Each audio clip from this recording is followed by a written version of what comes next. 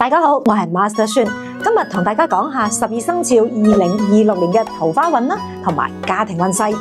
屬老虎嘅朋友，今年咧，如果你仲係單身嘅話咧，喺2026年嘅農曆4月份、10月份，可能會有閃電式嘅戀情喎。但係記住喎，一定要留意一下，因為太快啦，所以記得睇清楚日品啊。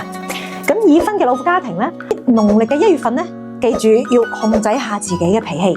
可以適當陪伴一下家人咧，去行下山啊，散下心啊，咁係最有效嘅。如果想平衡一下激情同穩定之間嘅嗰個關係咧，可以佩戴一下呢個老虎石啊。老虎石咧，佢有護身嘅作用㗎，同埋咧，佢會令到你整個狀態咧比較穩定啊。咁啊，同埋單身嘅朋友咧，防下爛桃花；已婚嘅朋友咧，可以保護你嘅真心㗎喎。大家仲想知道多啲咩運勢咧？記得隨時隨刻喺評論區同我講，記住一定要點讚同埋關注啊！我會同大家分享更多嘅家庭、婚姻和諧嘅小妙招。